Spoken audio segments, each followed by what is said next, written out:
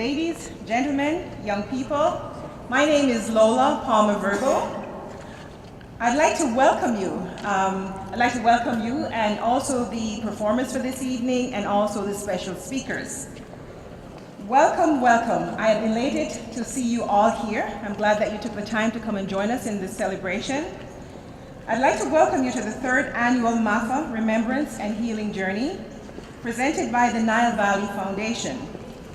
Before I introduce the MC for the evening, I would like to provide you with a brief overview for the meaning of the word Maafa, what it represents for me, and probably for you as well.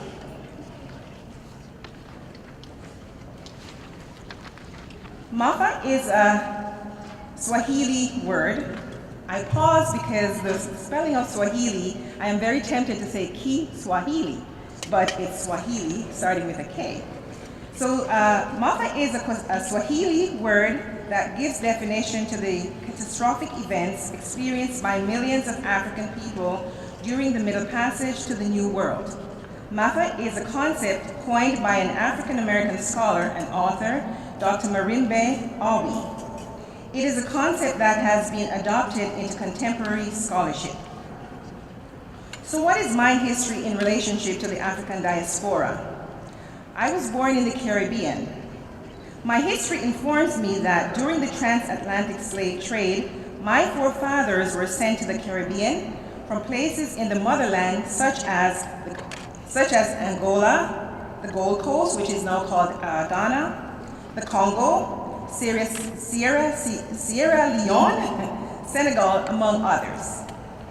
I would like to leave you with a quote from James Baldwin, which is quite fitting for this celebration that we're having today. Africans, African Americans, Afro-Canadians, Afro-Caribbeans, it is imperative to know whence we came before we can know where we are headed. And so on that note, I'd like to introduce you to the MC for the evening. Primrose Igonor is a psychologist and speaker. She has emceed a variety of events ranging from Women's Day events to fundraisers. As a community advocate, she is very passionate about building community and emceeing. Emceeing is one way in which she achieves this. The name of her psychology private practice, Ubuntu, which means humanity towards others, resonates well with her passion for community work and her love for Africa, the motherland. And with that note, I'd like to turn it over to Primrose.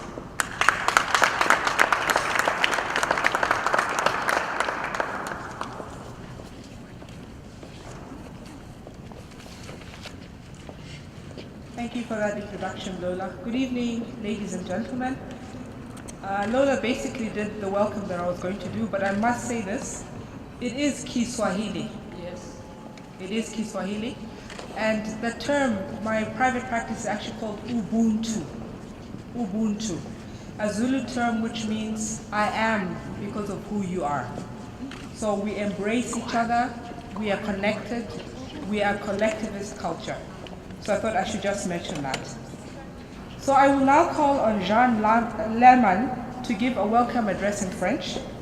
Jean is a project coordinator of the Women's Conversation Cafe, an initiative by Africa Center, where she was a former board member.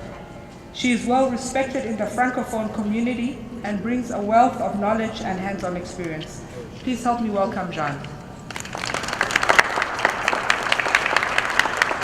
Thank you, merci.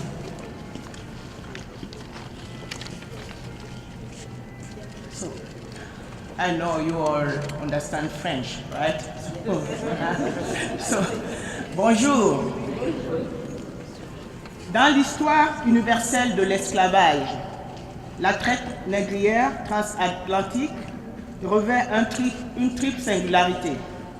Sa durée, environ 4 siècles. La spécificité de ses victimes, l'enfant, la femme, l'homme noir africain. Sa légitimité intellectuelle, la construction de l'idéologie anti-noire, et son organisation juridique. Cet extrait a été pris dans le site internet de l'UNESCO et il est issu du Code noir de 1685. Entreprise commerciale et économique, la traite négrière est l'illustration dramatique et la rencontre entre l'histoire et la géographie. Elle alliait plusieurs régions et continents, Europe, Amérique, Afrique, Océan Indien, Caraïbes.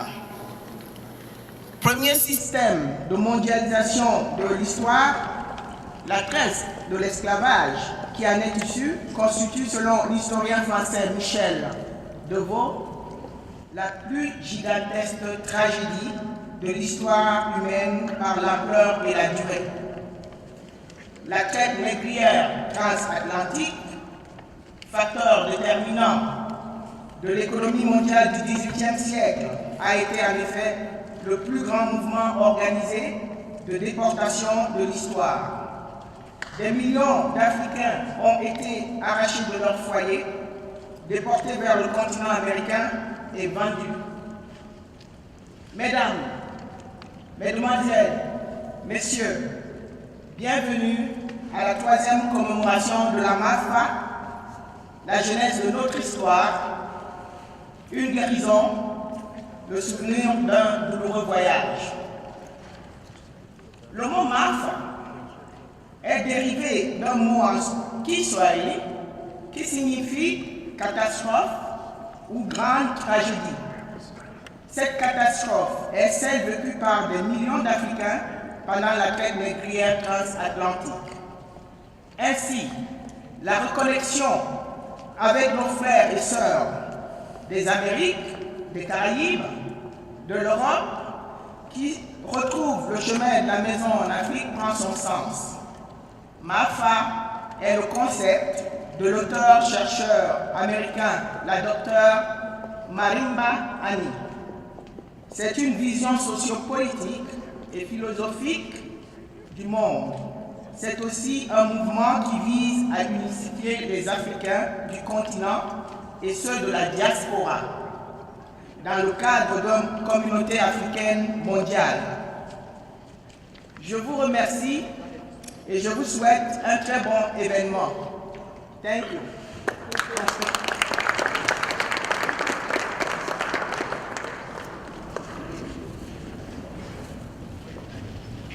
Merci beaucoup, mon ami. I just want to acknowledge the presence of our Mayor, Don Iverson. Thank you very much for being here. Please help me welcome to the stage Danielle George. She's a daughter of founder of the Trinity Steel Orchestra, which is based in Edmonton. She has been playing for 20 years and has performed at events such as Black History Month, the Fringe Festival, Carrie West, and even private events. So welcome to the stage.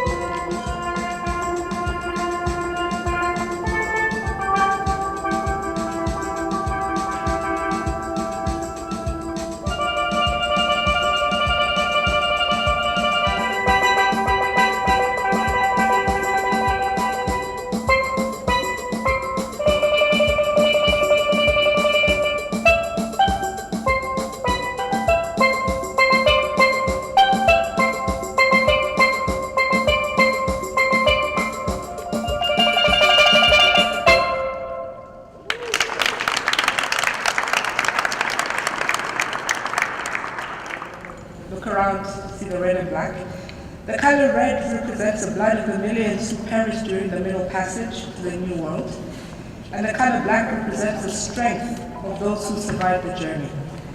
Incidentally, my outfit is called a gomesi or busuti, which is one of the traditional outfits worn in Uganda. Don't you just love the diversity that is Africa?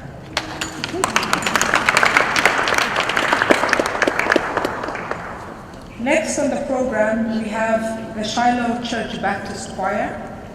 Founded in Edmonton in 1910, Shiloh Baptist Church is the oldest Black Baptist church in Western Canada. God has kept the doors of the church open since then, and His word continues to be the guiding light. Please help me welcome on stage the Shiloh Baptist Choir, led by Director Deborah Dobbins.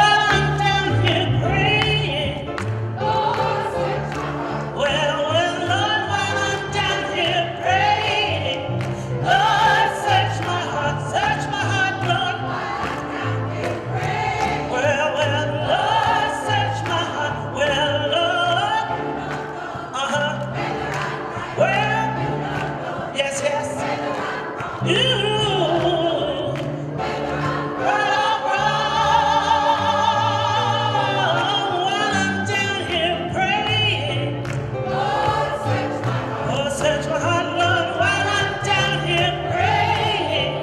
Lord, search my heart, Lord, while I'm down here praying. Lord, search my heart, well, Lord, well, yes. Mhm. Well, right or wrong, while I'm down here singing, know my heart, see if there be any wicked ways in me. Well, touch me and try me, know my heart and know my thoughts, cleanse me from every sin and set me free. While I'm down here praising, Lord, search my heart, Lord. While I'm down here praising, oh, search my heart, Lord. While I'm down here praising, Lord, search my heart, well, Lord. Yes, well, oh, you know, Lord, whether I'm right or wrong.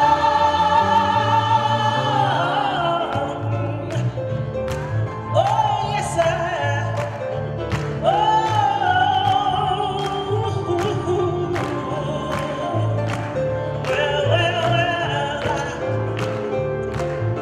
we all just love you to come on and clap with us because we're going to go through this one more time about you know, Lord, whether I'm right. You know, Lord, whether I'm wrong. You know, Lord, whether I'm right or wrong. Let's do it together. Oh, you know, Lord, well, yes, sing. Well, whether I'm right or wrong.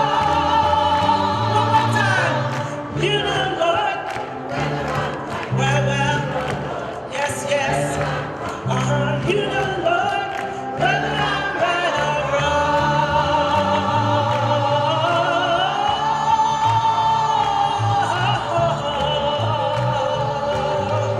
Yes, Lord, thank you.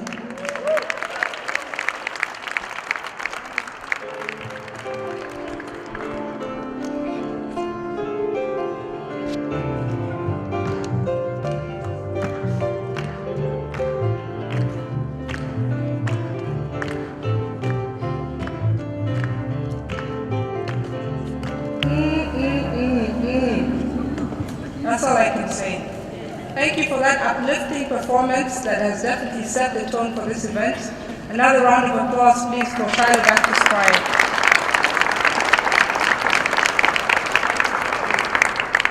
I will now call on our Mayor, Don Iverson, to give us a few words.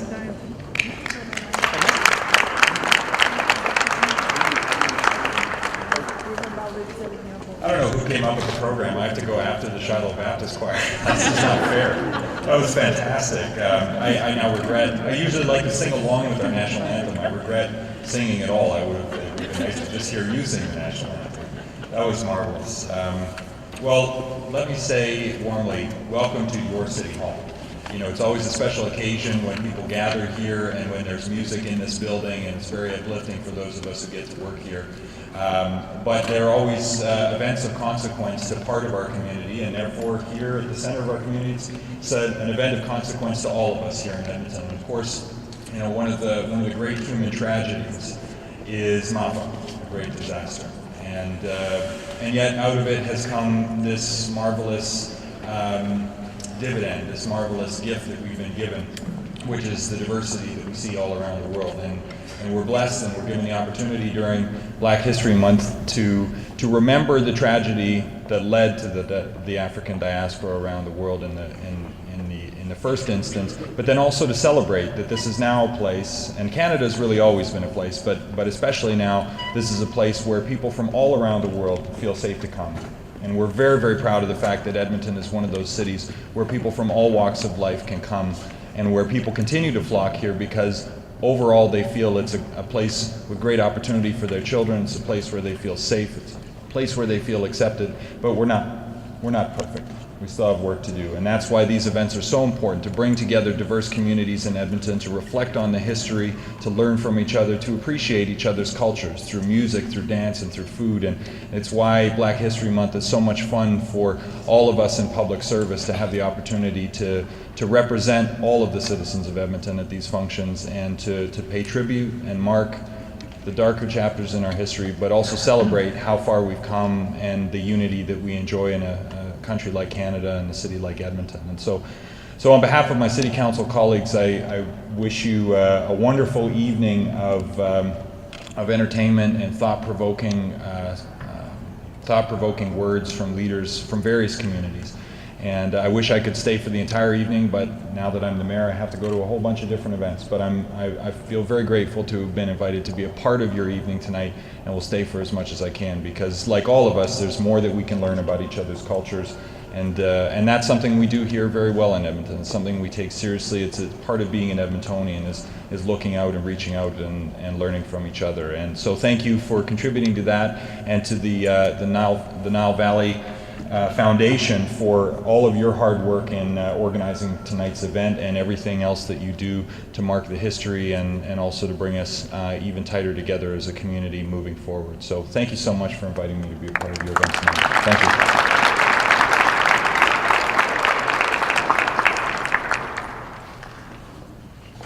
Thank you for your kind words, Mayor Don Iverson.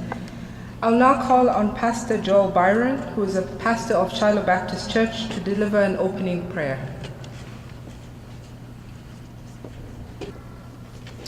So, ladies and gentlemen, may I ask you to stand with me, please?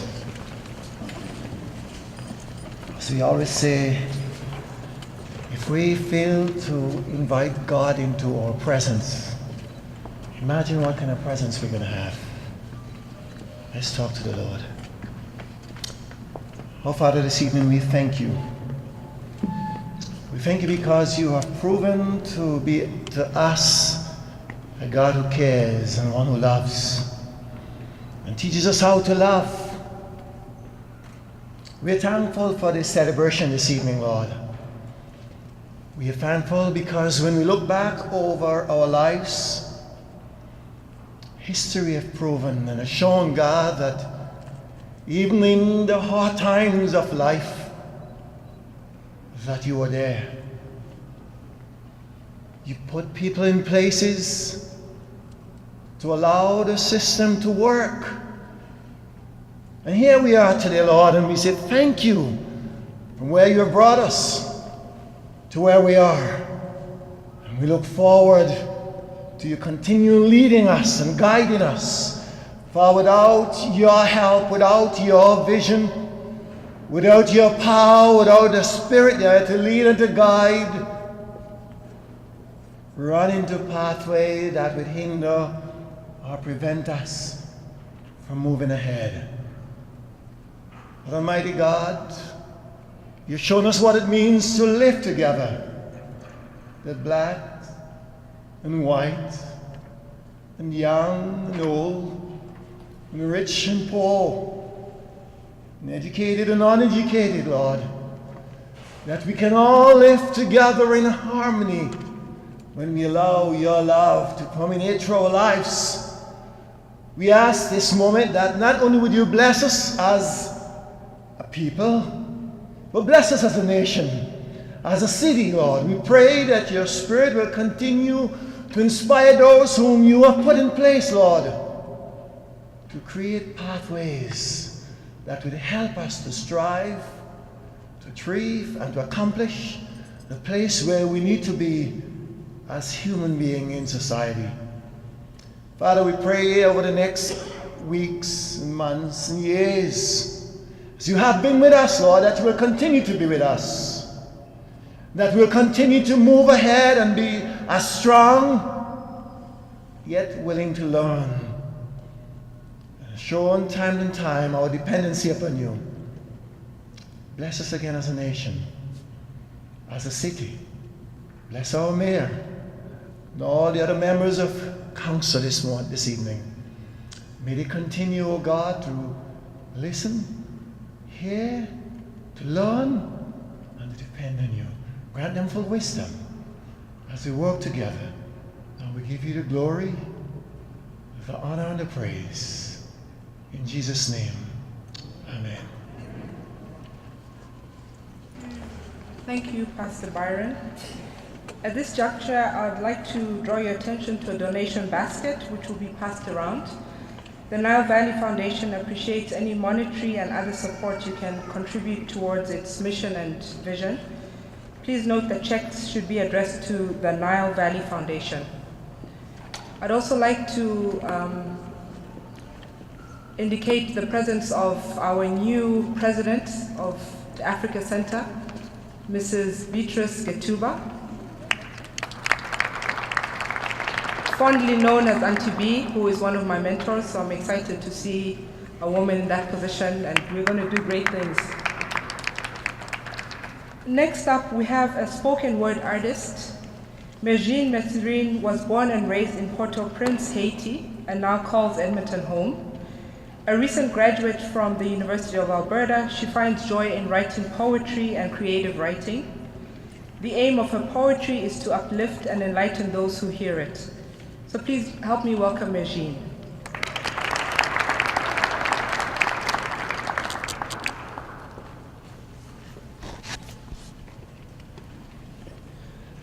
Good afternoon, everyone. My first poem is based on a true story. I'm from Haiti, and this is a bit of a story of what happened and which led me to write this piece called Voices. She told me, "Ou pas Haitien encore, you're not Haitian anymore." I asked, why?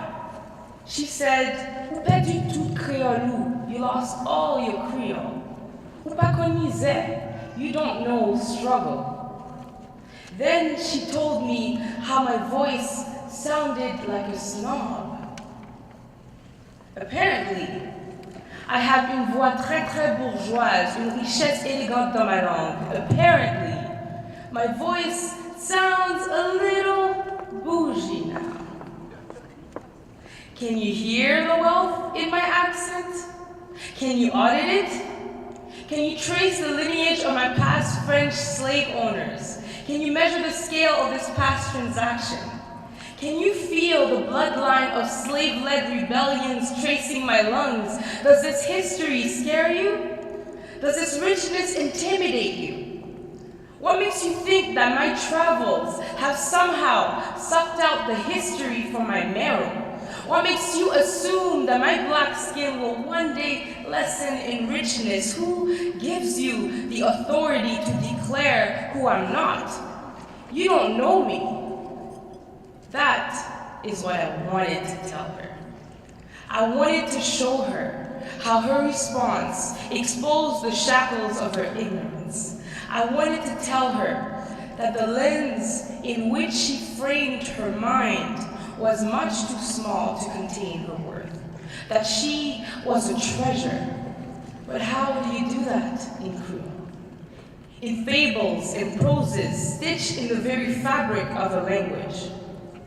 With words I managed to remember, I proceeded to tell her this. Est-ce qu'on connaît qui ça mon créole la vle di? Do you know what the word Creole means? C'est un gros bouillon lié. It's like stew. Même si pas bien pile patate, even with less potatoes. Bouillon riche quand même. A stew is still rich. Then she responded, with an all too familiar tone of understanding and revelation. Ah, riche. And in that moment, we exchanged the wealth of our history, past and present. And for the first time, she began to understand that we shared the same currency, that her voice was also expensive. Treasure chest, first world wealth, enclosed in a third world box, though seemingly brittle, useless, and fragile, she could see herself, a Haitian woman, reflecting the wealth of a queen. Thank you.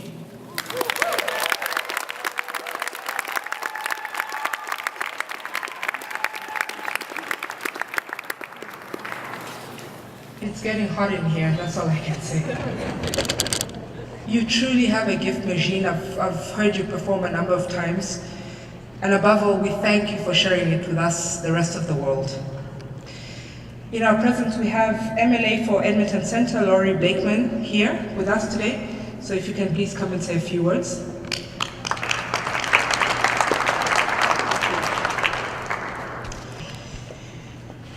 Thank you, everyone. My name is Laurie Blakeman, and I am the MLA for the fabulous constituency of Edmonton Centre. And I want to thank you very, very much for deciding to hold your event here in the fabulous constituency of Edmonton Centre. Now, the mayor and I are always going to compete. He's going to talk about thank you for being in Edmonton, but I want you here. So thank you. Thank you for coming downtown and bringing people downtown to the center of our city and our community. This is my first event for Black History Month, and I was just a tiny bit late. If you notice, politicians are always late. Yeah. Okay, so I came off the elevator, and I was thinking, oh my goodness, where am I supposed to be, blah, blah. Wow, listen to that music, and it was like a vortex. It just sucked me right into the room while I listened to the music, and I thought, yes, that is exactly what it's about. It is about sharing our stories through music, through song, through spoken word, through dance. That is exactly how we share our stories and come to better understand each other. Oh yeah, and food. We do the food thing too. So, I really appreciate the work that the Nile Valley Foundation has done, especially to tie in this History Library project with Black History Month and with being in this space. It's important to me that that kind of work is done, and thank you very much for doing it. I think the gift you gave me already tonight was that it is as important to know where we came from as where we are going. And I think when we can share that with each other, we're a much better place to be. So on behalf of my colleagues in the Legislative Assembly of Alberta, thank you so, so much for sharing what you already have tonight. Thank you very much to Shiloh Baptist Church. You just sucked me right in. So thank you very much for that.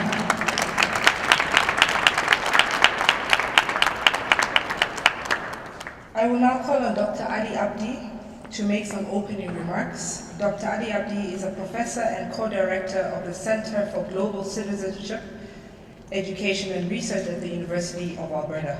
Please help me welcome Dr. Abdi.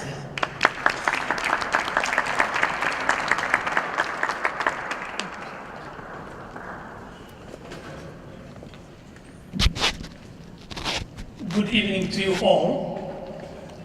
It's a pleasure to be here today and participate in this commemoration or celebration of people of African descent, history and life in this city and in this place.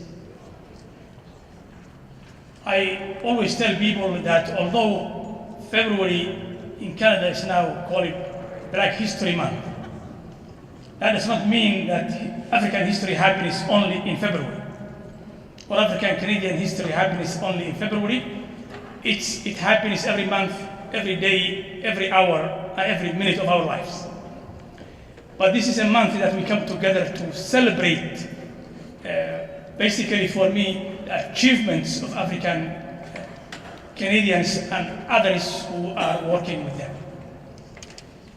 The story of Maafa, or telling our story from the story of Maafa, is something that's very powerful. Many people have called Maafa different things. I will mention, for example, Ivan van Sertima from the Caribbean, who called it the Holocaust, and said African life was a different life before the Holocaust, and it became something else after the Holocaust. The reason we are here today and speaking is actually a testimony, more or less, of the strength, the achievement, and the resilience of people of African descent. That despite that massive, destructive Holocaust, people of African descent have lived it, have survived it, have achieved it, and are looking forward to achieving even more in the coming years and decades.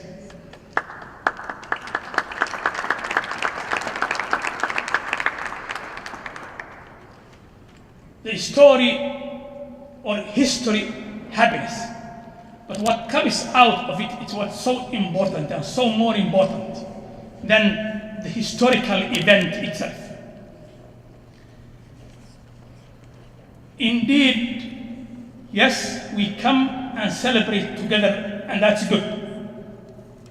But we also must remember the size or the capacity of the achievement of what has happened in Africa. I write on systems of pre-colonial African civilizations and development. And I can tell you that whatever colonialism told you, or whatever the slaving system told you, or whatever ethnocentrists told you, or whatever others told you, African achievement is equal to, if not superior to, anything that has happened in the history of humanity. And that's not just my fantasy or dream, it's a fact on the ground. That facts speak for themselves. And you can actually go to my university here at the University of Alberta and read this history, scientifically researched, scientifically analyzed, scientifically finalized. So it's there, it's in front of you. To even understand that achievement and that capacity and the quality of the African person, I don't think even to go far, just I will ask you to read the history of Nelson Mandela.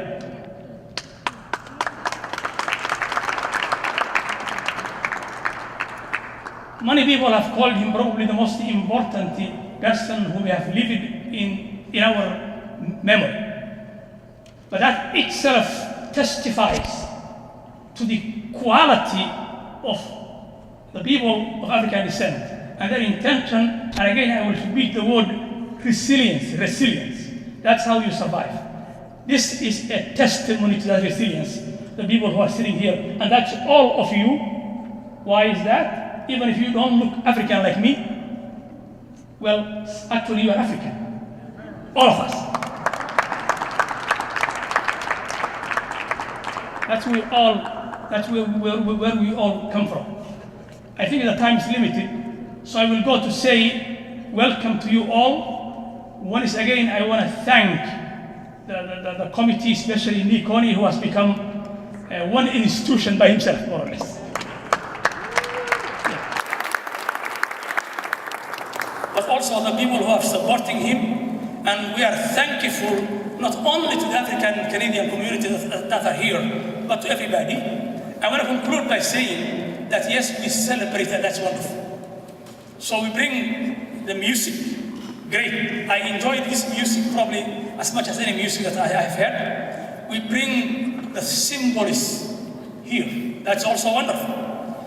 We bring other things that are symbolic that can be seen. Some people mention it. We bring food. That's fine. I have no problems with that. But also, African Canadians and African Edmontonians are not, and I am saying this constructively and positively, are not just celebrating, dancing, laughing, having food, bringing color. I missed it, by the way, the beautiful colors. African Canadians also, and African Edmontonians are fully engaging and fully participating in the economic, political, social, educational, and technological development of this country. Yes.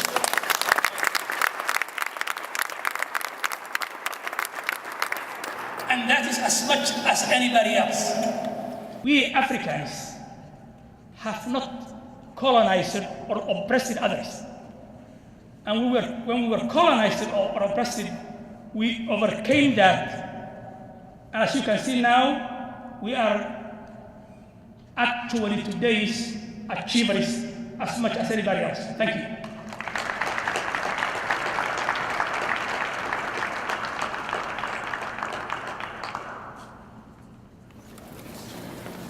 As always, Dr. Abdi, I thank you for your enlightening comments, for the education that you impart on us all. Thank you.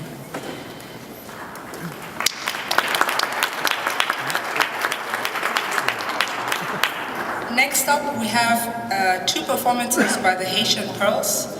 They are a cultural dance troupe that have been performing for over 8 years. Their performances have taken them to Montreal, Winnipeg, Chicago, Calgary, and Edmonton.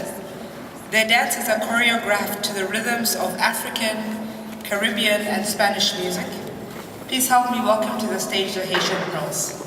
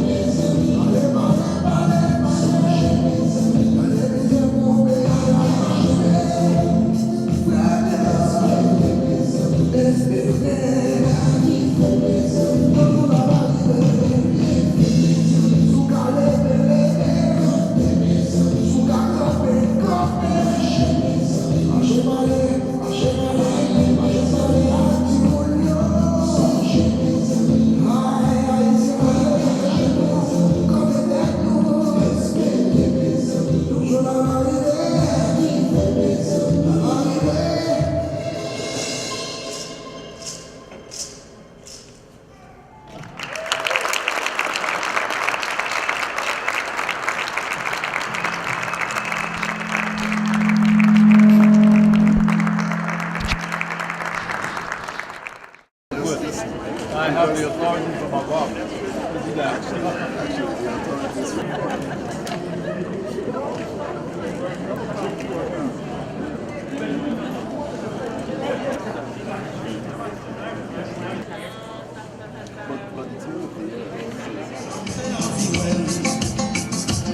Depuis aéroport, moi senti me transformer. Radio, télévision, journalistes, toutes les villes rencontrées. Nous sortis de tous côtés pour venir accueillir nous. Moi t'es tellement saisi, je ne pas même pas parler en chanter. À la content, à souhait dans le pays, les amis. À la content, à souhait avec les amis. À la content, à souhait avec les amis. À la content, à souhait dans le pays.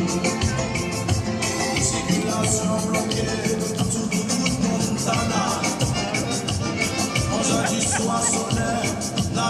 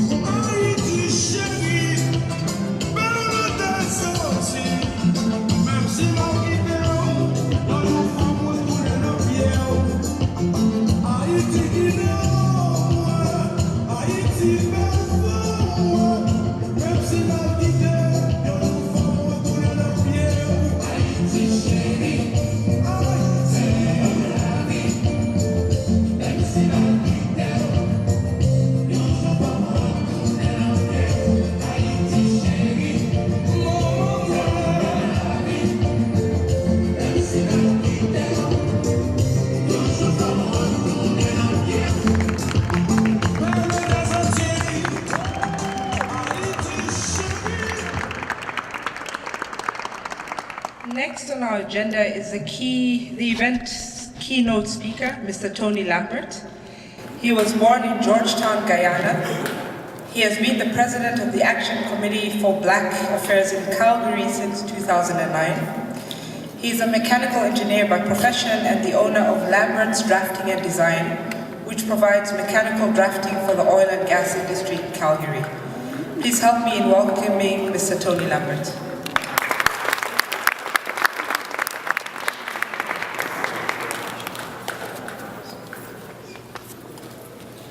Wow. Good evening, ladies and gentlemen, and kings and queens. I must say that I'm rather impressed. The show so far has been absolutely amazing. I've done a few of these, and I gotta say, this is good. First of all, I'd like to thank me, Chantel, and Primrose for allowing me the opportunity to come here this evening to share the conversation with you. So, thank you very much. Me, I appreciate it. Thank you very much. As Primrose said, my name is Tony Lambert, and I am the president of an organization in Calgary called Action Committee for Black Affairs Calgary. And this organization was founded in 2006 by a group of concerned citizens that black kids in school were being expelled at an alarming rate, and a high dropout rate of black kids in the school. So this was the premise of the organization. The organization, as I said, was formed in 2006, and I became the president in 2009. Action Committee for Black Affairs Calgary is one of the largest black organizations in Calgary, with over 200 plus members. We also have approximately 9 churches on our list, halfway homes, and women's shelter. One of the things that we do is we go into schools and we act on behalf of the parent, the child, and the school system. What happens is a lot of times the kids will come from another country. They'll come to Canada, and the school system says, if you're 12 years old, you should be in grade 7. Well, a lot of times they come from countries in Africa where they don't speak the language, and they lose interest. And when they lose interest, they drop out. And when they drop out, there's one place that they go, and that's the Bowdoin Institute. And that's where we want to be able to keep them from going.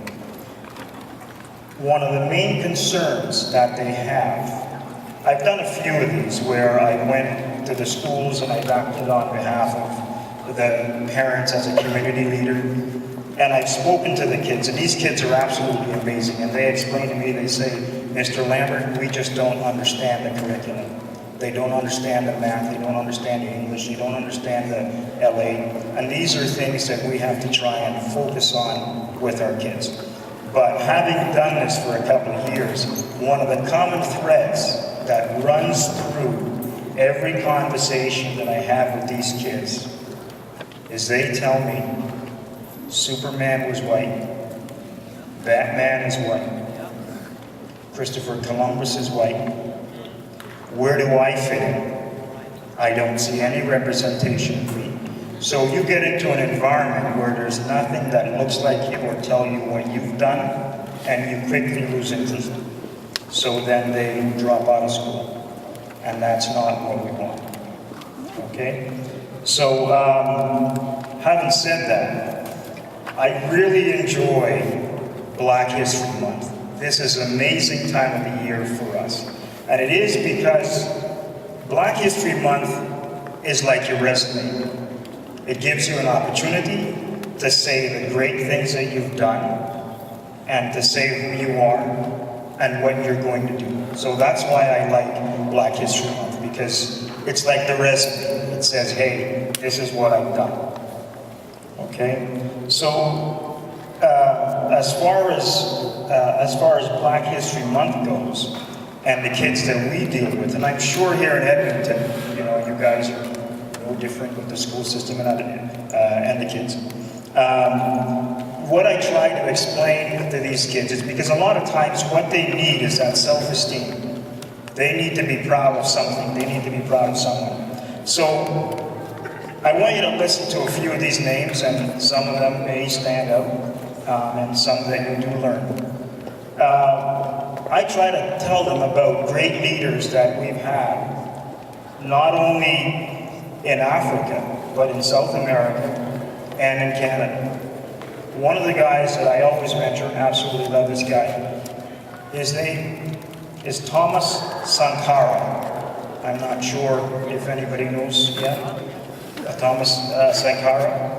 If you don't know who these individuals are, please, I beg you, look up their names and find out who they are. They're amazing individuals.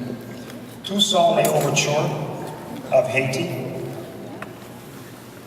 King Menelik II of Ethiopia. John Hanson. Let me tell you about John Hanson. From 1718 to 1719, John Hanson was the first black president of the United States of America. I'm going to say that again. John Hanson was the first black president of the United States of America.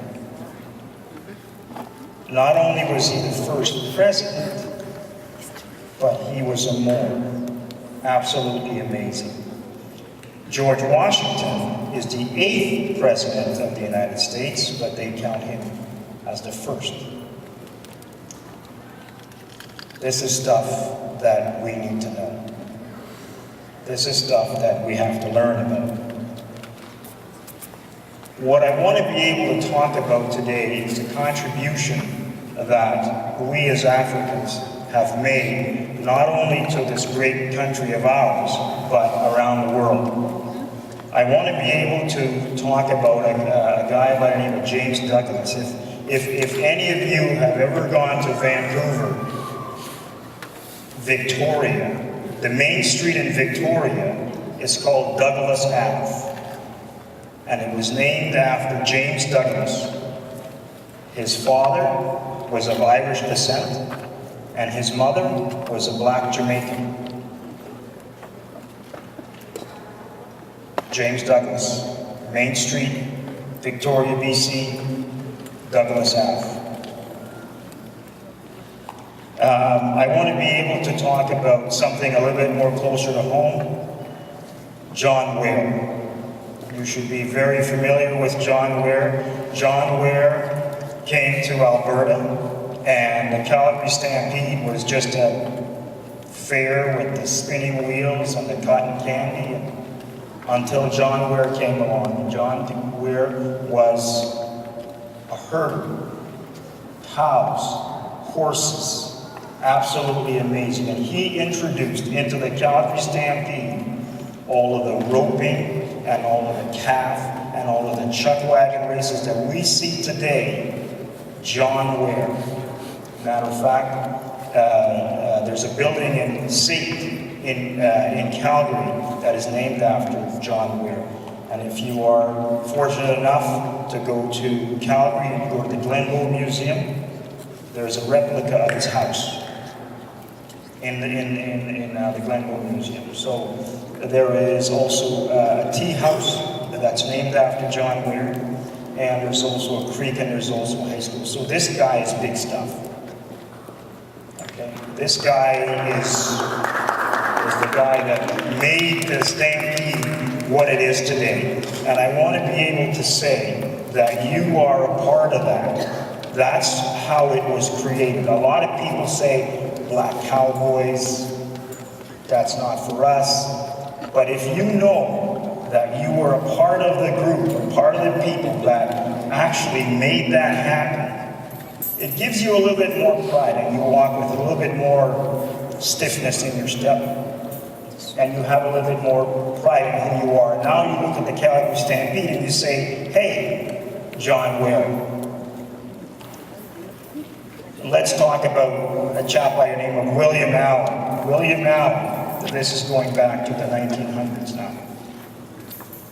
1909, William Allen from Oklahoma and from Mississippi area convinced 35 black families at the time of the Jim Crow era, convinced them to move to Alberta. Move to Alberta. All the way down, and if you ever had a look at the map and you realize where Oklahoma is and where Alberta is, it's a pretty long trek. Okay? So he convinced about 35 families to move from Oklahoma, Mississippi area, all the way up to Alberta. They came at the time of the Jim Crow era, hoping and looking for a better life, and Canada was a great place to start. So when they came, they were sold land, and that land they bought. They bought the land at $10 down for 20 acres. $10 down for 20 acres, as long as you cleared it. And that was the stipulation. As long as you cleared it, it's yours. They came, they made their homestead, they did the farming. It's absolutely amazing. They named that place Keystone. They named it Keystone. Keystone is about 80 kilometers south of Edmonton. About 80 kilometers south of Edmonton, Keystone. They farmed and they made a huge contribution to this province. And this is the stuff that I think each and every one of us should know. They were very spiritual people, so when they came, the first thing that they erected was a church. First church. And the church was called the Good Hope Baptist Church. So that was the first building that they erected. Then they had a cemetery. And then they started to build and get all the stuff that they needed to function as a community. And they prospered. And they did very well. I was fortunate enough a few days ago to talk to a chap by the name of Van Hayes. And Van Hayes still lives in what was then Keystone. And I got the stories directly from him. So it was absolutely amazing. I felt that I had reached back and touched my ancestors in time. Talking to this guy. It's like you've come full circle.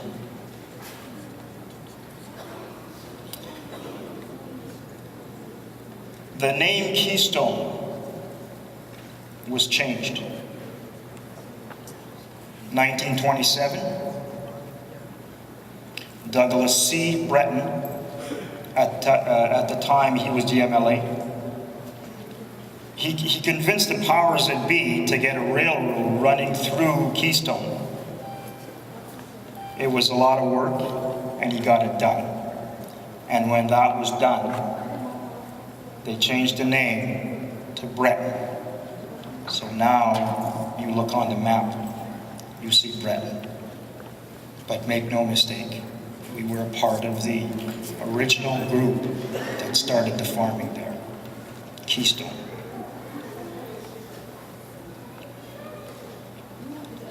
I want to say thank you very much for giving me this opportunity to share some of my knowledge with you. And I certainly hope that you can get those names of the people that I mentioned and look them up. They'll make you very proud. Again, I'd like to say thank you very much to me. and Chantal and Primrose for allowing me this opportunity to be here and share my information with you. Thank you.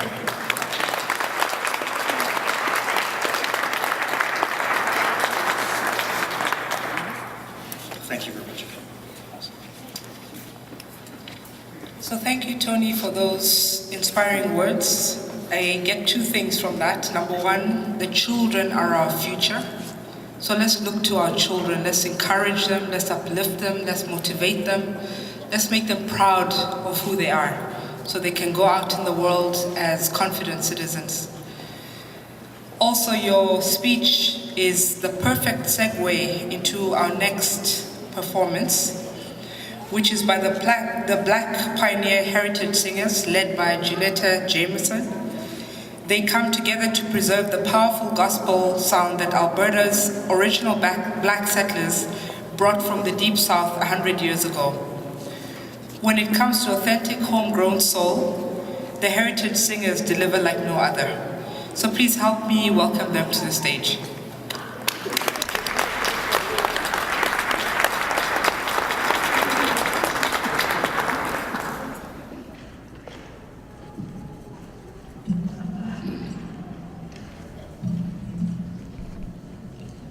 Well, thank you and good evening. Thank you to my brother Tony Lambert. It was very interesting to hear a little recap of our history. We're descendants of some of those folks you were mentioning. So we're going to take it back a little bit further. This is actually Hayes' nephew right here. So he's one of the Hayeses. Cousin. Oh, sorry. We're all related, so sometimes it's hard to keep track. So we're going to do a little bit of traditional African-American singing for you, if that's all right. Yeah, we're going to take it back. I have with me Brother Robert Kapogo and me. You going to be okay with that? You're going to manage? All right. The first song we're going to do is called Hammer Right.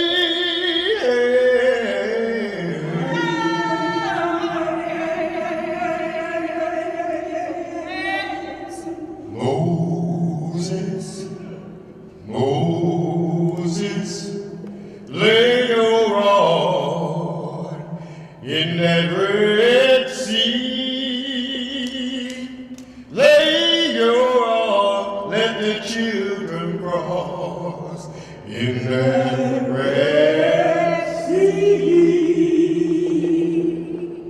Keep Pharaoh's gun Lord.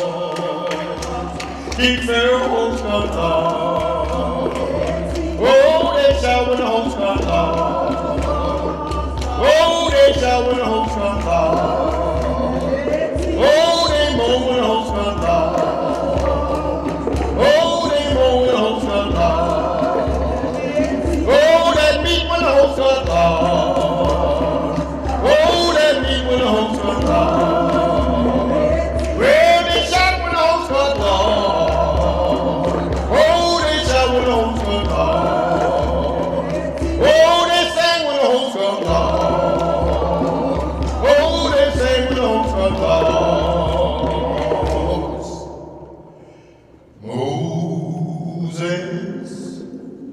Moses, lay your rod in the Red Sea. Lay your rod, let the children cross in that Red Sea. Oh, they shout when the host got lost. Oh, they shout when the host got lost. Oh, they moan when the host got lost. Oh, they moan when the host got lost. Oh, they sang when the host got lost. Oh, they sang when the host got lost. Oh, they shout when the host got lost. Oh, they moan when the host got lost. Oh, they sang when the host got lost. Oh, they sang when the host got lost.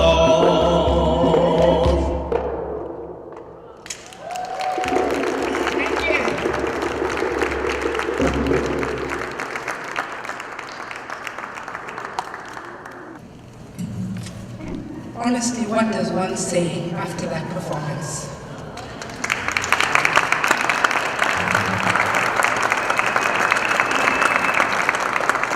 You took us back there to where our ancestors were, and for that, we thank you. It gives me great pleasure to introduce the next speaker, Mr. Ni Tawia Okuraha Koni II, fondly known to myself and all of us as Ni. He is the founder of the Nile Valley Foundation and responsible for Maafa annual celebrations. He is also a motivational speaker and a community organizer. He is driven by a commitment beyond his physical strength and height, and has displayed an undying passion and desire to keep Africa on the world map. His message is that we have been here since the beginning of time, and that Africa and the people of African descent do matter. According to me, sharing African history with the community is his noble calling. Please all help me welcome Lee to the stage.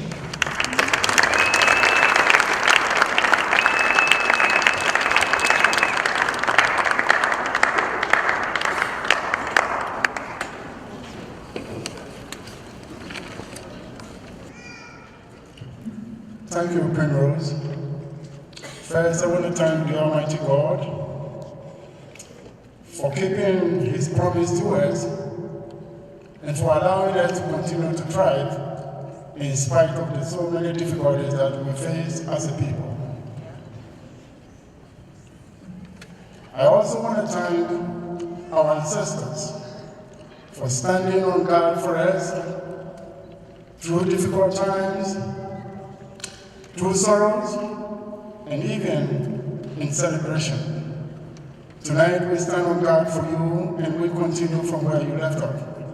I welcome the first, second, third, and the fifth generation of African diaspora children who are here with us today. I do this for you because I've been asked to come from the mainland to make the connection that we lost about 500 years ago.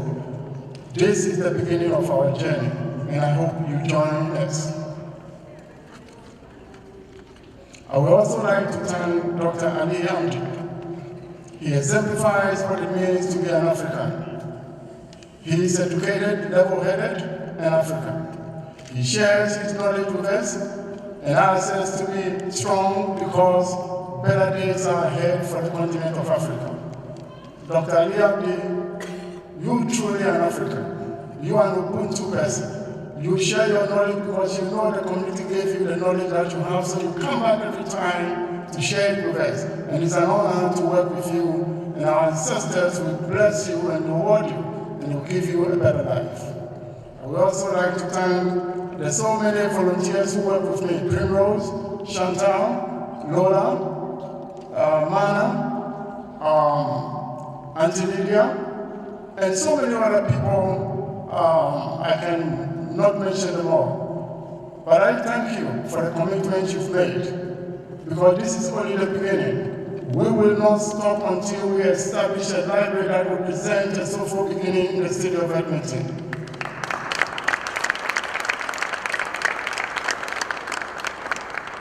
And the drums of Africa will not stop until that mission is finally accomplished. Tonight, I dedicate this piece to all the young men in this city, young black men. And I asked my mother, how come all the prophets of ancient times usually ask God to give them a son? There was a reason for that.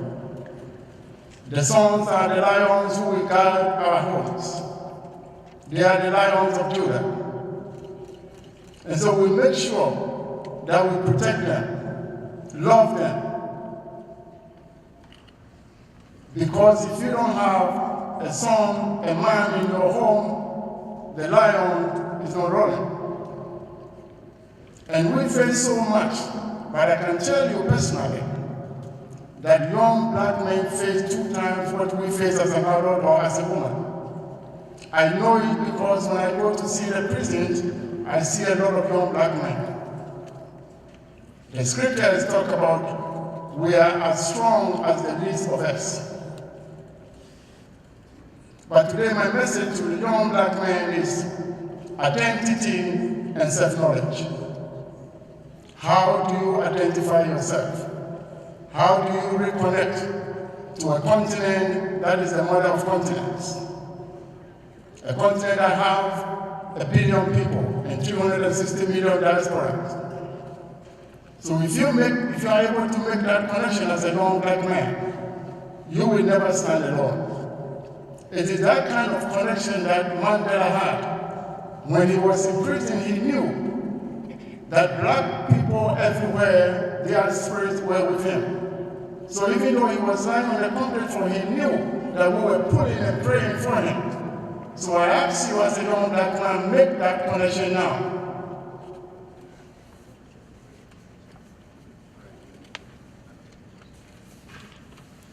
One of the first lessons in the humanities is always to teach people to be aware of their contribution to human development and civilization.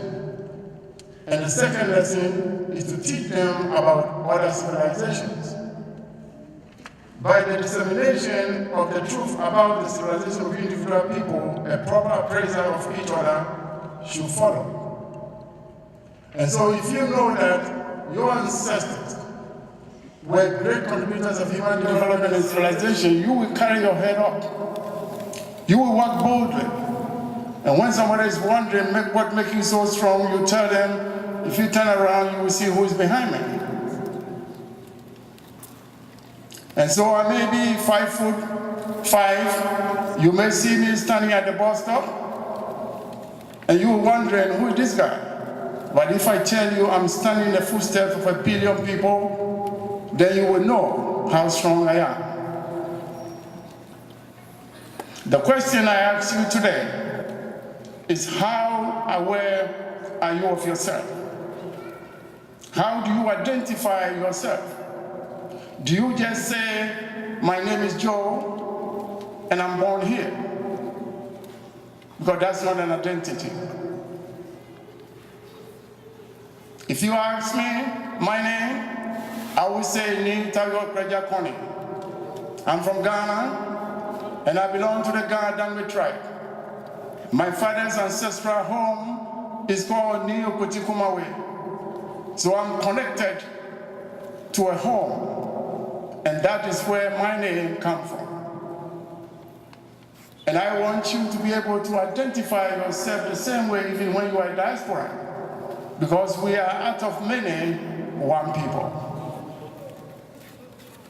The ancient Grand Lodge of Luxor in Egypt, before the Christian era, has a statement written at the entrance to the grounds of the Luxor, Grand Lodge of Luxor. And the inscription was this: "Man, know thyself." So before you could get into that compound, that university, you have to know who you are and what you stand for. So it's not just my name is Joe and the social insurance number, no. Who are you? Which family do you come from? Which spiritual home do you come from? That is the identity we're talking about, not numbers. Because of course you get a number when you go to prison. So numbers don't count. So if you get a social insurance number, that's not an identity, it doesn't connect you. But a name connects you to a people, to a land. So the African defines the name as a person's connected name to his ancestral home and land. Hence, from your name, from your ground, your language comes. So if you are Yoruba, you speak Yoruba. If you are German, you speak German. If you are Ghana, you speak Ghana. If you are Igbo, you speak Igbo. Because that's the land. Hence your language.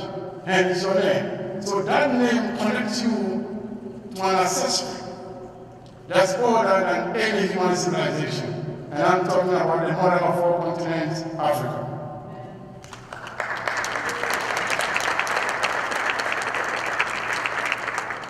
In the African knowledge system, when you meet someone, he first asks your tribe. And once you mention your tribe, he begins to mention names. He begins to tell you about the great men from your tribe. What that person is trying to do is to make the connection.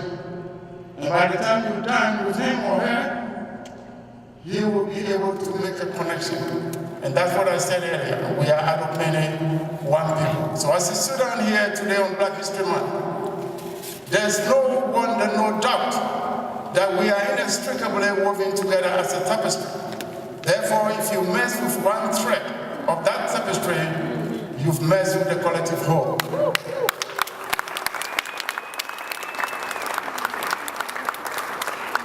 The piece of kente cloth that you see around here represents that analogy.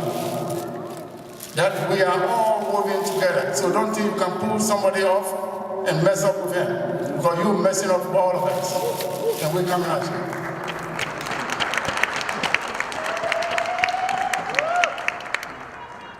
you. You believe what I say because every time I mention my name to someone, he says, what does it mean? See, when they say Joe, they don't ask me what it means. But when I say Nita, they say, what does it mean? That's the African connection. Because everybody knows every African name has a meaning. So my name means honor. Taiwa means the bearer of the torchlight, the torch bearer. Okreja means the one who leads. And Koni means life. So you know, when I'm made up of these things, I can afford to lay down and play dead.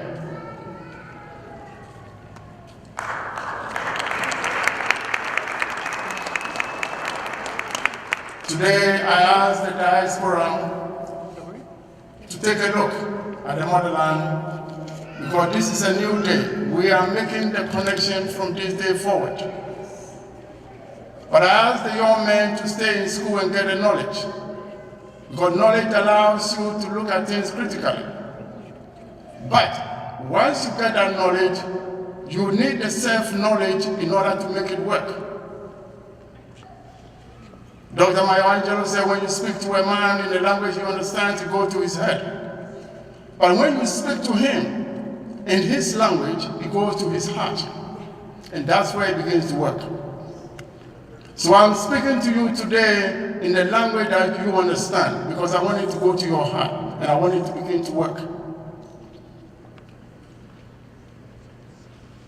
There's a Ghanaian saying called Sankofa, and you may check that out, Sankofa. A symbol with a bird looking back with an egg in the mouth. In the Ghanaian language, it said, "Se we final Sankofa yenchi." When you forget something behind you and you go back to get it, it's not a sin. So yes, there's so much that we forgot as a people, but we want to say to you today, we're going back to get it.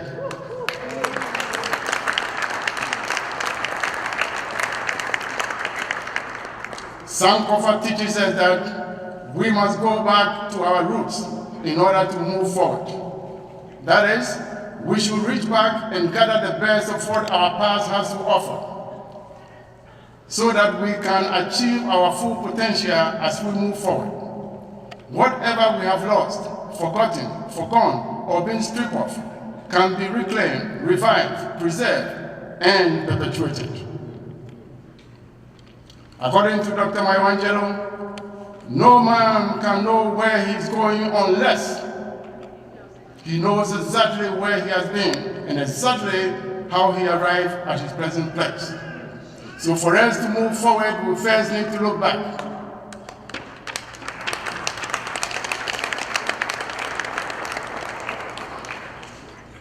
Dr. Apia Kumi of the University of Ghana says that we cannot move forward in pieces, but we need to move forward in peace, because when we don't find the other pieces that makes it who we are whole,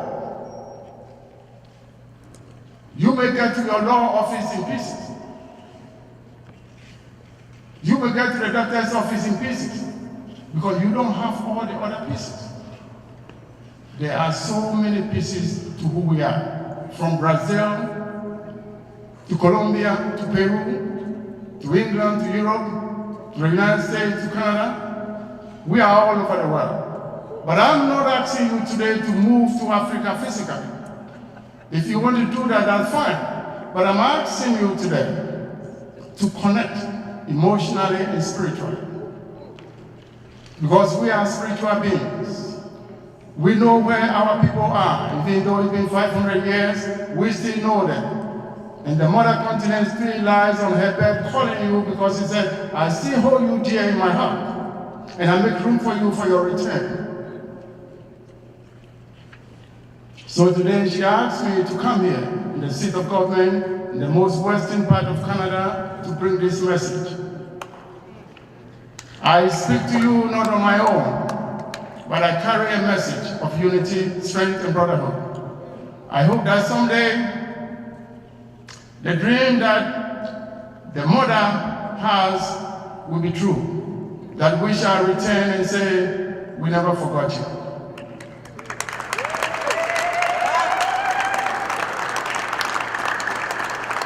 Long time ago, when they have a movie called Roots, there was something very special when the slave masters were whipping Kunta Kinte. The idea was he should forget the name Kunta Kinte. So he was being whipped just to be able to change the name from Kunta Kinte to what? Toby. Now, Toby means nothing. It's like John Doe. So I'm asking you, go through the African mythology, the African naming system, and pick up a name and add to your name. But one day soon when you arrive, I will meet you at the airport and tell me, hey brother, my name is Kwame. And I will say, welcome home, brother. I have a place for you. And that day is coming, believe me, it will be here. Because there's so much is happening to us. But because of the pain, we refuse to see the progress we've made. We've managed, with the words of Dr. King, to bring Barack Obama to the White House. That's something to celebrate. We have the emotional support of Madiba. he left us with that emotional support. He said, if you want a better world, you must be that change. And Madiba could not be identified as a Christian, as a Muslim, as a Jew, as a Hindu, as a Buddhist, but he was identified as an African who took his lessons from the underneath the trees in Africa, from the elders. And yes, he was a lawyer, but it was not his law degree that allowed him to survive the brutality. It was his African upbringing. Because that tells you that I am who I am because of who we are. So it was not about him personally, but it was about all of us. In the spirit of African greetings, I say, Mandela, live on and live forever in our hearts.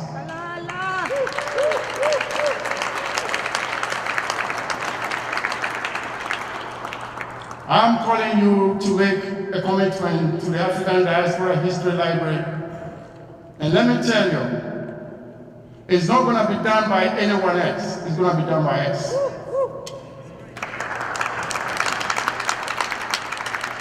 I will end my speech with a story. And as an African, I still believe in oral tradition, so I will leave you with a story. A story that assures us that it's always us who will have to do the work. Don't look to anyone else coming to give you a grant or a loan. It is you. And there's a big village in Africa with a history of abundance, of food, clothing. The village was known. People traveled there to go and buy their food. But a new generation came who were not as strong, as committed, and as good farmers as the generation before them. And so they began famine, hunger, helplessness, hopelessness. And so one day the young man said, I am going to have a conversation with God.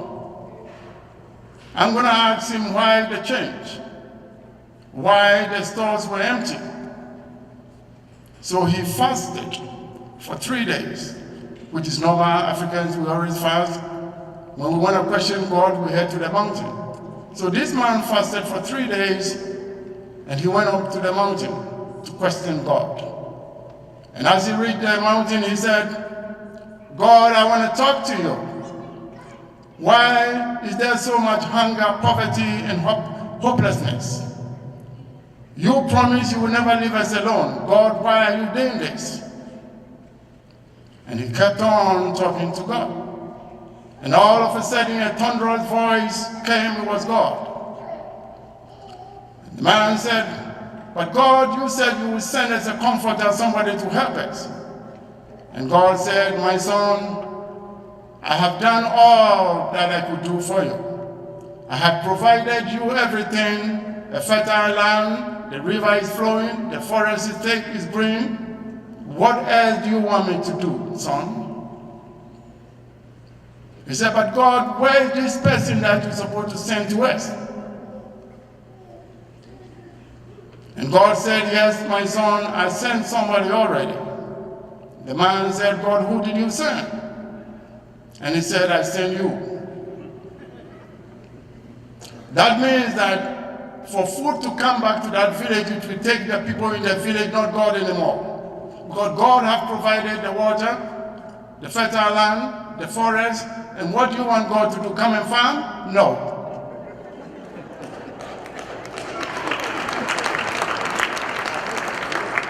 So if you want to build an African history library here in the city of Edmonton, it's up to us. Because nobody, and I'm telling you, and I'm announcing here today, this summer, June, the African Diaspora History Library is going to be open. And we will bring the books.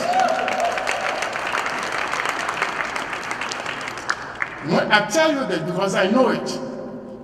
That the first library opened in the United States had only 400 books. The first library. opened in the United States had 400 books. We have now more than 400, and therefore we're going to open a library.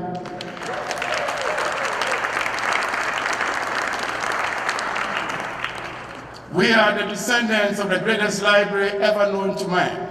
And I'm talking about the Library of Alexandria, the Library of Timbuktu, the Library of Sankore. We opened this library in Spain, by the Africans called the Blocamore from Spain. And so we have a history of establishing great libraries. See, we are not followers, we are innovators.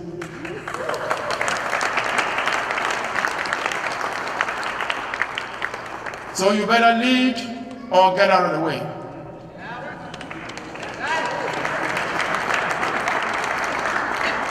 And I'm asking all of you, we're going to be talking to you through the email. If you have a history book, anything you have, please donate it.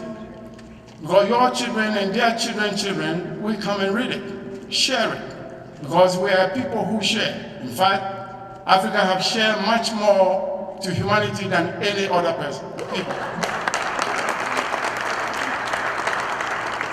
But we continue to share because that's a moral responsibility. That's part of in our genes.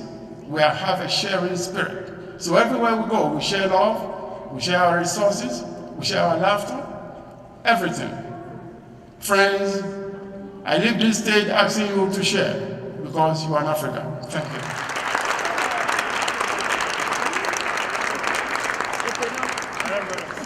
Thank you for the wisdom you impart to us on a daily basis. So let's give Uncle Nee another round of applause. And may we all strive to uphold the Nile Valley's Foundation's motto, which is a past to honor, a future to nurture. And I think Nee spoke to that in his speech.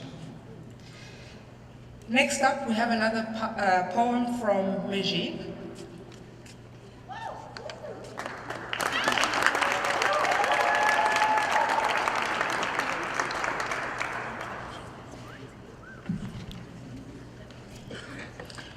This poem is a dedication to Nelson Mandela.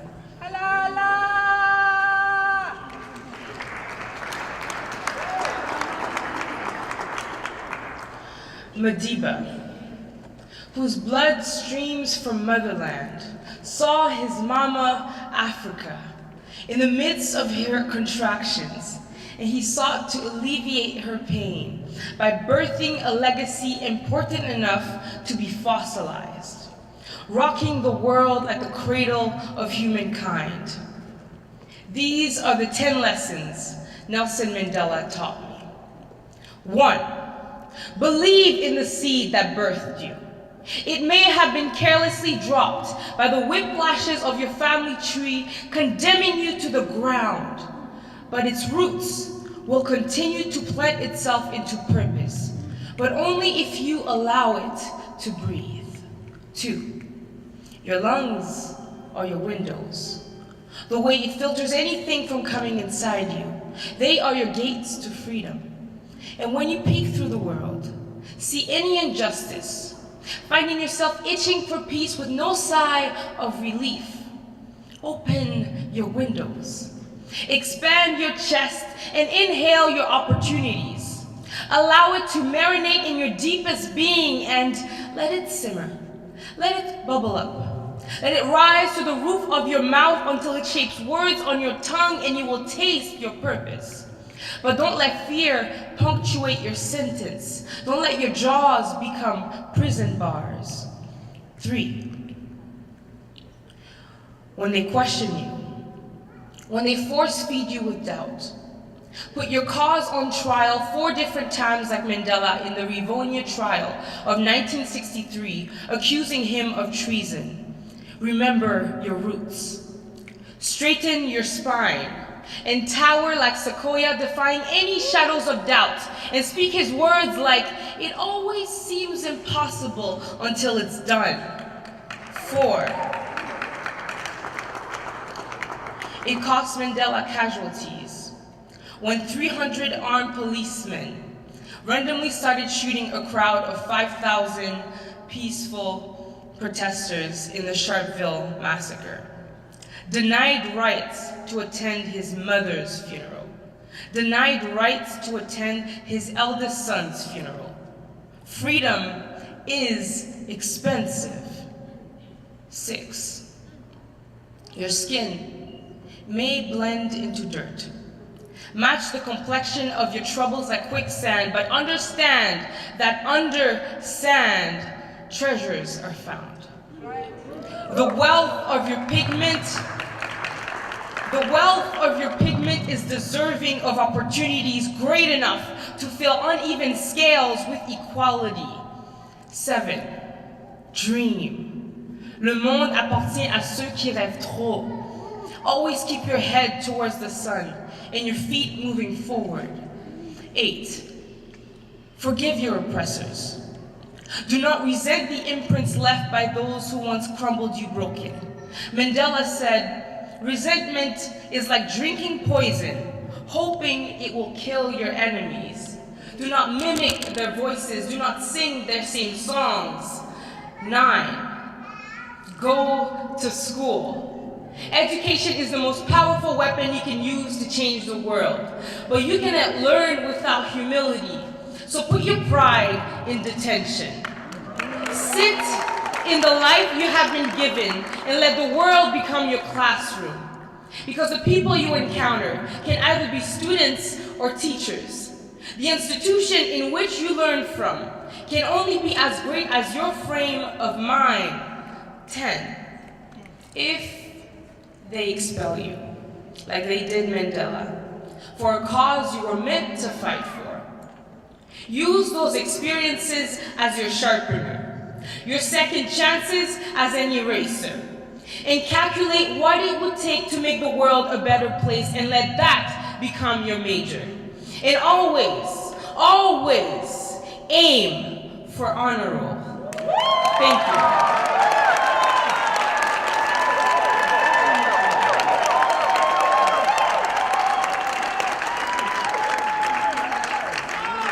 Viva Madiba!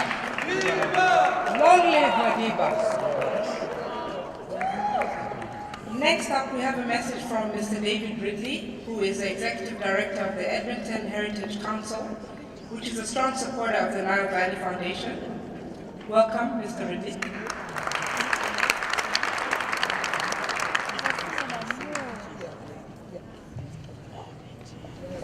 Thank you so much, Primrose.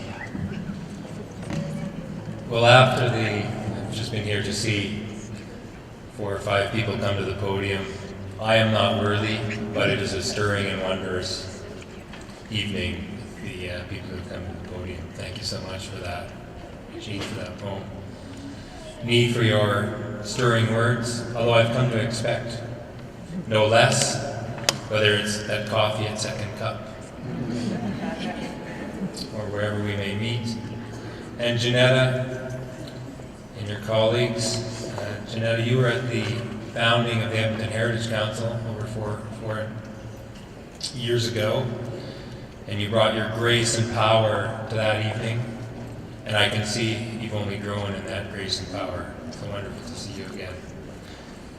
And Mr. Lambert, your remarks, thank you. When I hear one mention John Ware, the great Albertan, comes to mind, there really is a song that is part of the Canadian roots music canon. It was written by a man named Diamond Joe White about John Ware, and the song is called High Rider. And it's such a great song that I'm not going to trouble you by trying to sing it. But it does start, he was born a high rider, born to make his mark on the day. And a prouder man never rode across the prairie, and there weren't any better on the plains.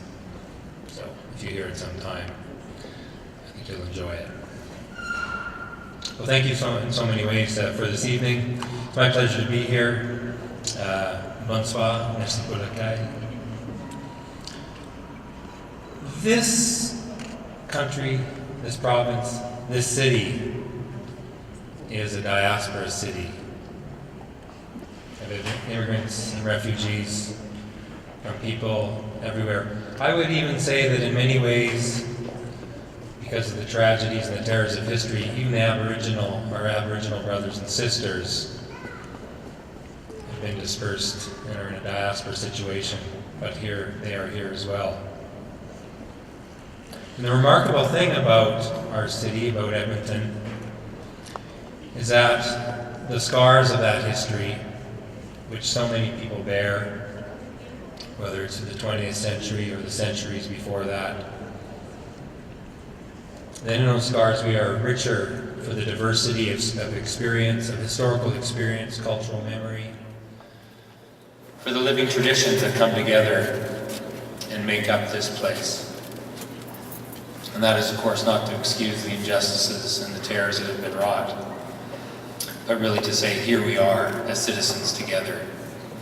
There's another project that the Nile Valley Foundation is carrying out on Edmonton's early Black history that me and company are working on. So we're delighted to see that kind of work rolling out. And so you and your organizations, church organizations, community organizations, cultural organizations, if there is some gift of memory, of historical experience that you want to document, present, bring to the citizens of Edmonton, to both bring us together as citizens, but also to bring your community and other communities together, that would be wonderful. We'd love to sit down and talk about that with you. Really, the Edmonton Heritage Council exists for many reasons, but one of them is to build, let me rephrase that, to fill a gap in the relationship that people have with their cultural traditions, with their city, with their community. And so the ways we can instill that memory, bring forth that memory, document it, research it, present it, and celebrate it, are what's at the heart of the council. So you can find out more about us at edmontonheritage.ca if you care to look. And we'd be pleased to be in touch.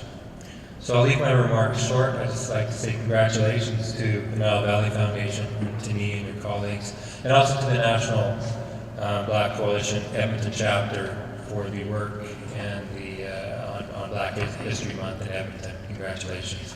Thank you.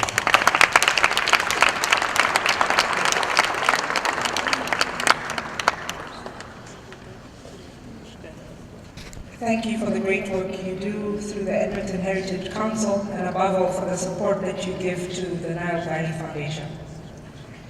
I just wanted to make a quick announcement before our next performance. On February 27th, there's an event called African Civilization Day happening at the Downtown Library. And for more information, you can contact Gerard. Can you stand, Gerard? Okay, so that's Gerard, if you need more information about that. Thank you. So our next performance is by Nana Antwi Dankwa. She was born and raised in Ghana, where she started singing at the tender age of 4. Her musical debut was with her church and school choirs, where she found herself featuring as a soloist in many different concerts. She's now a songwriter, keyboardist, and a choir director. Her dream is to travel the world to bring the message of hope to the hopeless with her music. Hi. Thanks for the one person that said hi back. It's nerve-wracking to stand over here. I thank Lee and the organizers of this program for inviting me here tonight. I'm going to sing an old, it's not that old, but it's an old African-American song. I'm sure many of us here have heard it. It's called His Eyes on the Sparrow. And as a little girl, it was one of my favorite songs. So for me, it's fitting of Black History Month. I hope that you enjoy it.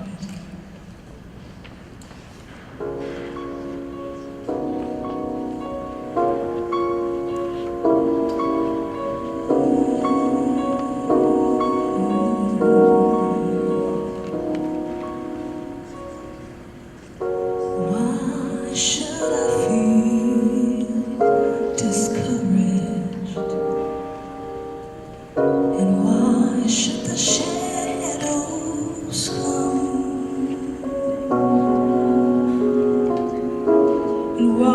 should my heart feel lonely and long for heaven and home, when Jesus He is my portion, a constant friend is He. His eye is on despair, and I know He watches me. His eye is on the little sparrow,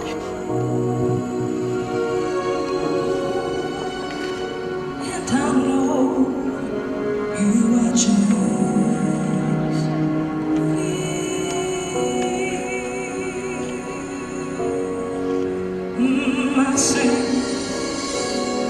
I sing because I am happy. Oh, I sing. I tell you, I sing because I am free. Oh, 'cause His eye is on the sparrow, and I know He watches. Yes, He watches me.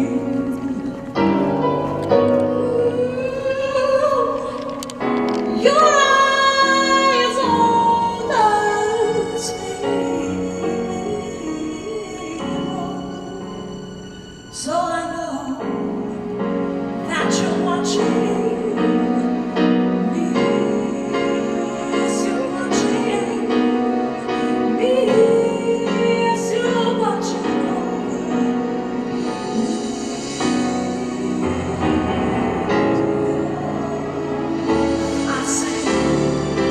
I sing because I'm happy.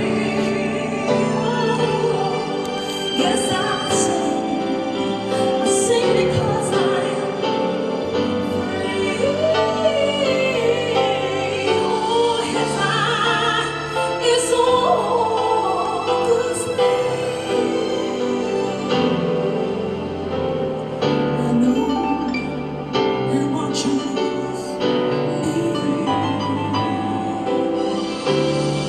His eyes on the sparrow.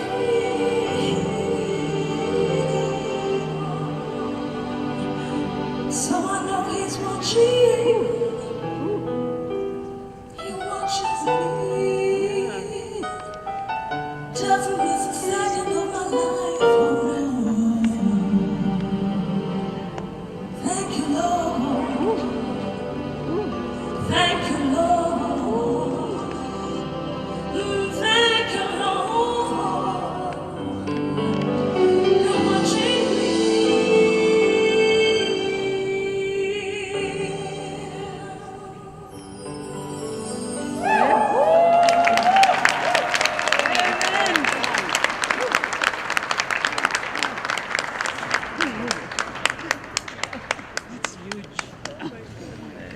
The musicians are killing me here.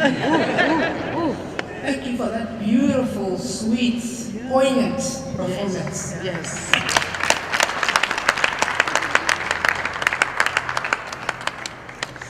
So another announcement. Africa Center and African community leaders wanting to invite everybody here to an International Women's Day celebration on March 8th. You can please contact Beatrice. Beatrice can ask you to stand for more details regarding tickets and what have you. Okay, once again, please help me welcome the Haitian Pearls back to stage. Back to stage.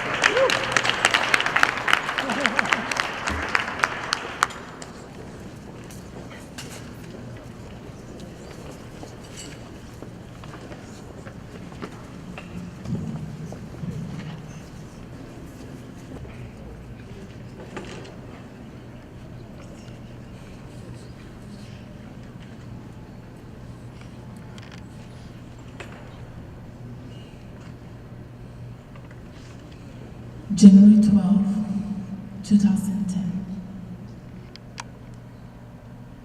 7.0 earthquake magnitude. Over 350,000 dead. Millions homeless.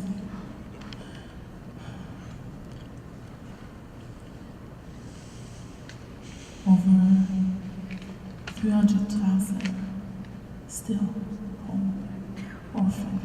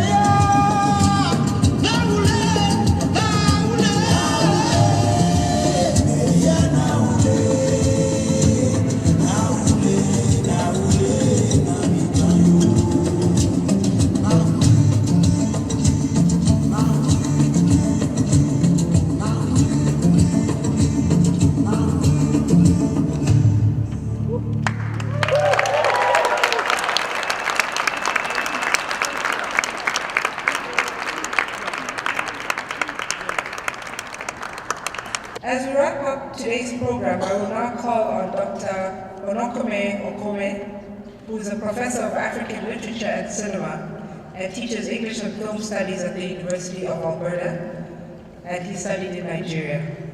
I will just call on him to make some closing remarks. Please help me in welcoming him.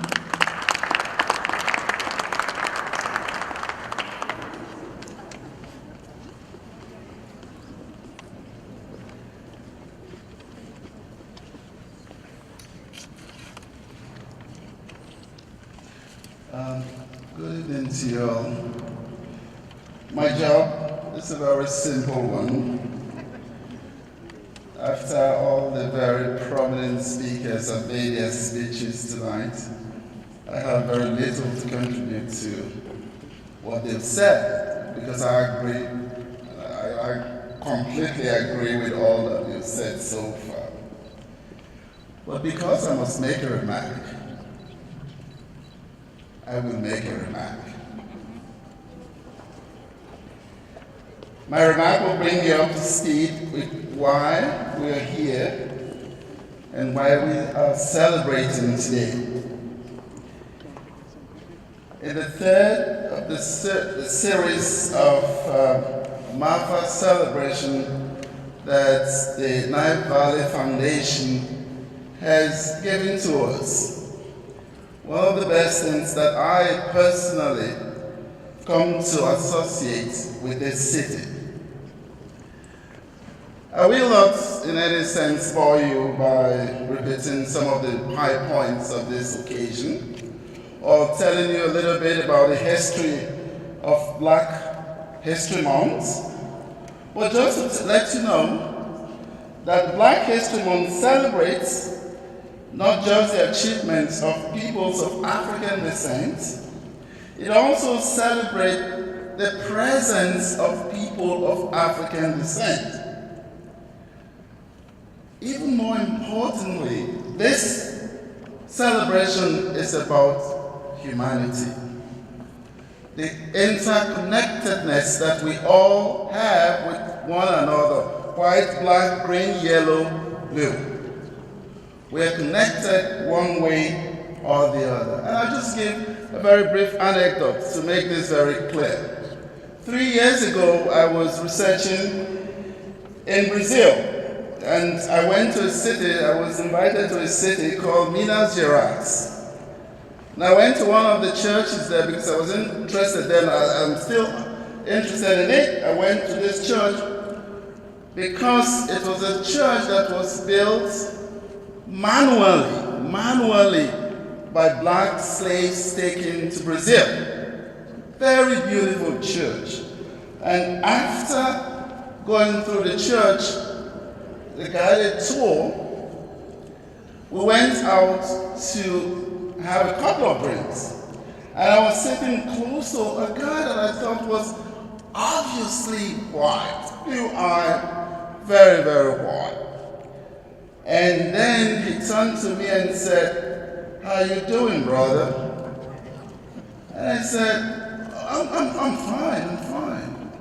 So this is a great thing that we've done today. And I said, what great thing is that? We've seen what our brothers have done. Because I wanted to be politically correct, I didn't say anything. But at the same time, the look on my face was obvious to him. And he said, I'm sure you don't think I'm one of your brothers. I didn't say anything. And then the evening wore on, and he turned to me and said, my great-great-grandmother was black, even though I'm very white. The point about this for me, for the first time, this was the first time I was getting into that kind of conversation. And the point of that for me was the very fact that he acknowledged the common bond that we have as part of the human race. Today, it seems to me that that is the common bond that I think that we're sharing here today. On behalf of Maafa, I need to emphasize the significance of presence today, both in a symbolic sense and in a more physical sense.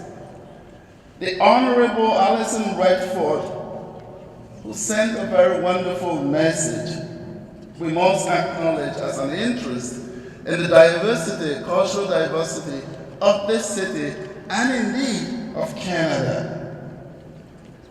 We must also thank Laurie Blackman, who also gave a very, very interesting speech.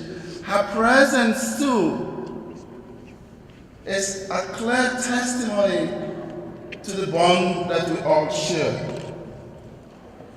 We cannot thank the mayor enough, and that is on behalf of the Nile Valley Foundation, who also spoke at this occasion. On behalf of the Nile Valley Foundation, we are deeply grateful that he found the time to come celebrate with us. We thank David Riley, met him once before this present occasion, for his sense of inclusiveness and for his support for this foundation. I must thank especially Ni Tawai Kone II.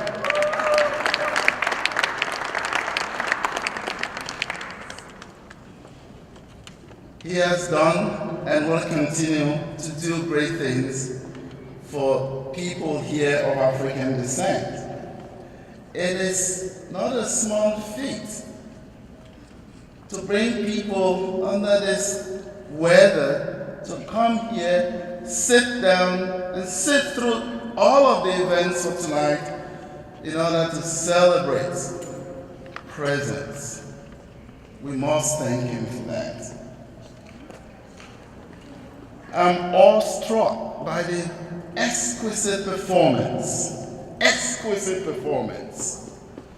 of the Haitian girls.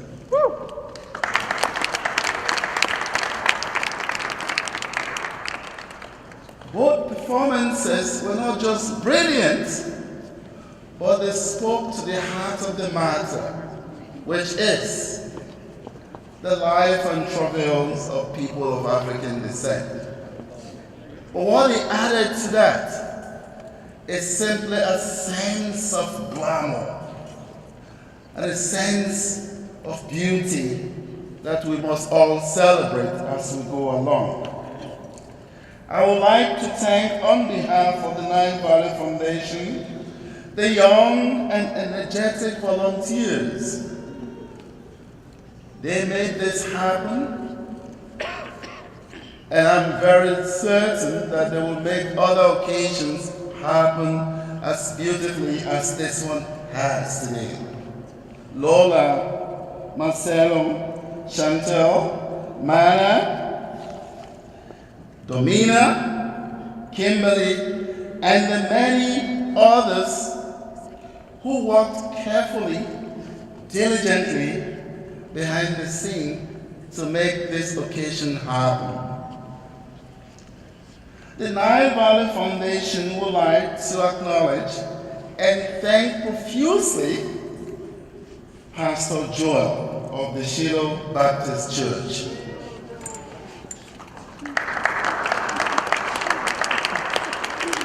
Pastor Joel and the Baptist Church have contributed immensely to this occasion, and they've brought us back from time to time by what they've done, not just today, but what they did before them, that the common bond that we have is what will push us through in the difficult times that we will have in the future, and in the good times that we anticipate to have. But as we thank everyone who, including all of you who sat through this occasion, as we thank all of you, we must also think about the possibility of going back, not as individuals, but as community. Of going back to history in order for us to bring memories back that will lead us into the future. As one of the finest minds from the African continent put it, if we do not know where the rain started beating us, we will not know where to dry our skins.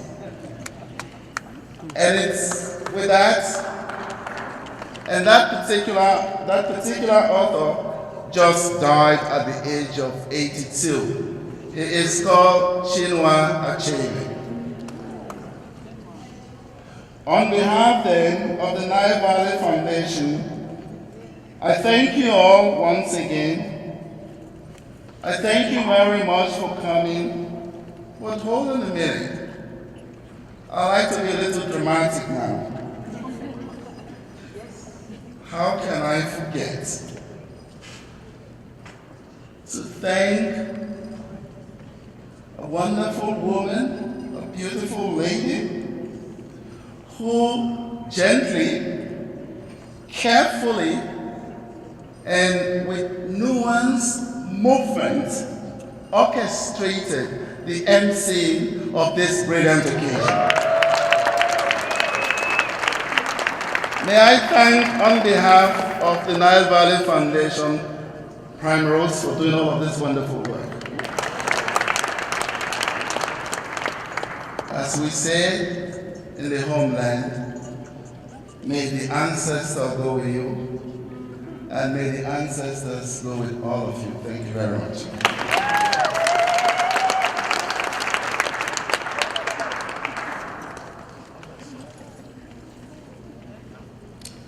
Thank you very much for your inspiring remarks, Professor Kovic. No wonder he's a professor of English. He knows the language. So on that note, I want to thank you all for being a part of this wonderful and powerful event. We sincerely hope that you have been touched, moved, even prodded, and above all motivated to be proud of your heritage and to make a difference in our world. Let's remember, Maafa is an everlasting memory of the anguish of our ancestors. May those who died rest in peace. May those who survive find their roots. May humanity never again perpetuate such injustice against humanity. We, the living, vow to uphold this and say, never again. This is an inscription at Elmina Castle in Ghana, West Africa, and I believe it's also on the poster up here. So with that, I thank you all for your kind attention, and I bid you all adieu. Good night.